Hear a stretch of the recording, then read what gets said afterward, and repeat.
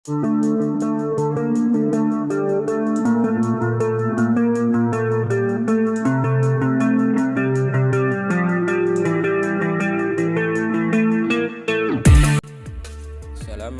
warahmatullahi wabarakatuh.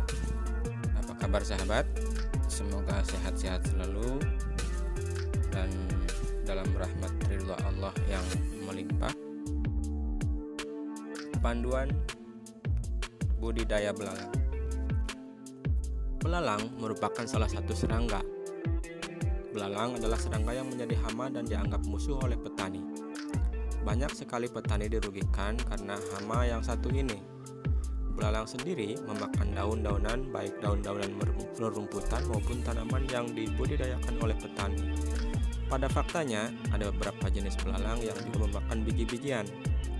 Seiring perkembangan dunia kuliner, rupanya belalang memiliki nilai di mata penikmat makanan, di mana belalang tak lagi dianggap hanya sebatas serangga yang merugikan, akan tetapi dijadikan aset bisnis yang mengucurkan pundi-pundi rupiah yang memang tak sedikit jika dikelola dengan baik dan benar. Dengan minat penggemar belalang di seluruh dunia akhir-akhir ini, banyak pihak yang mencoba membudidayakan belalang sebagai sumber omset yang akan laris manis dipinang oleh para konsumen. Belalang konsumsi tentunya berbeda dengan belalang yang ada di alam liar. Meski pada dasarnya diambil dari alam, belalang ini pada akhirnya mendapatkan perlakuan dan perawatan khusus di tempat budidaya. Belalang konsumsi sendiri cenderung bertubuh besar dan sedikit membulat di bagian tubuhnya. Warna belalang budidaya kebanyakan coklat, hitam, dan hijau. Biasanya belalang konsumsi dihidangkan dengan bumbu pedas ataupun asin. Lumrahnya, belalang disajikan dalam varian hasil goreng, meskipun beberapa penikmat juga memasaknya dengan cara dikukus dan ada juga dengan cara dimasak dengan kuah. Rasa belalang. Dalam segi rasa, belalang tidak sama dengan makanan pada umumnya. Ia cenderung renyah dan gurih. Di samping itu, ini banyak sekali resto yang menjajakan menu belalang dan tentunya ini menjadi perhatian orang. Selain itu, belalang konsumsi juga memiliki berbagai kandungan nutrisi yang baik untuk tubuh, diantaranya protein, lemak hewani, karbohidrat, fosfor, dan juga magnesium. Tips budidaya belalang.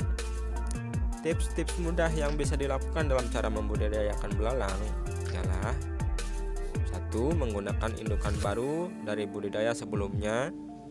2. Menyiapkan ruang dengan suhu yang khusus berkisar antara 25 derajat Celcius sampai 27 derajat Celcius. Menyiapkan peralatan, box atau toples. Melakukan pemberian pakan tepat waktu dan rutin. Memperhatikan kelembaban media budidaya.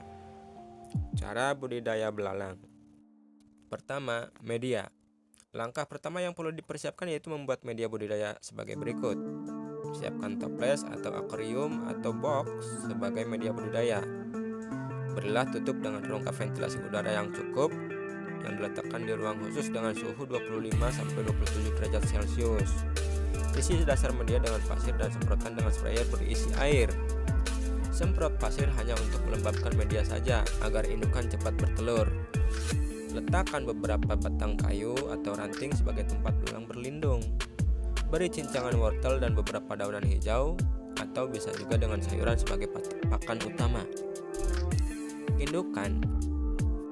Carilah indukan yang baik dan berkualitas seperti mendapatkan dari petani atau pembudidaya belalang yang lain, atau bisa juga Anda mencarinya sendiri dengan penangkapan dari alam.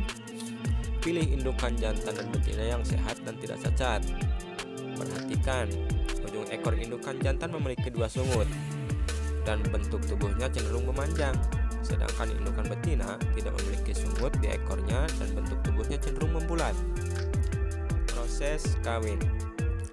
Langkah yang harus diperhatikan agar belalang menghasilkan telur yang melimpah dan berkualitas. Pertama, letakkan indukan belalang dalam media khusus. Satu media hanya untuk diisi sepasang indukan belalang. Jika memiliki lebih dari satu media budidaya, maka letakkan media-media tersebut secara terpisah dan berjauhan. Jika media menggunakan toples atau akuarium bening, tutuplah kacanya dengan kertas. ataupun kain gelap agar belalang cepat kawin. Biarkan selama 2-3 hari dalam media dengan pakan yang diberikan secara berkala. Telur belalang. Setelah 2-3 hari, Anda bisa melihat dasar media yang akan penuh dengan telur belalang. Biarkan hingga telur menetas dengan sendirinya dan larva belalang bermunculan ke permukaan. Pastikan Anda selalu memperhatikan pakan pada media budidaya. Jika pakan sudah habis, maka gantilah dengan pakan yang baru atau belilah pakan baru lagi. Perawatan. Lakukan perawatan selama larva masih belum menjadi belalang muda dan memperhatikan media agar setiap hari tidak kekurangan pakan atau sayuran hijau. Jika pakan tersisa dari hari kemarin, ambil dan buanglah agar tidak menjadi busuk dan menyebarkan bakteri atau jamur. Ganti pakan setiap hari.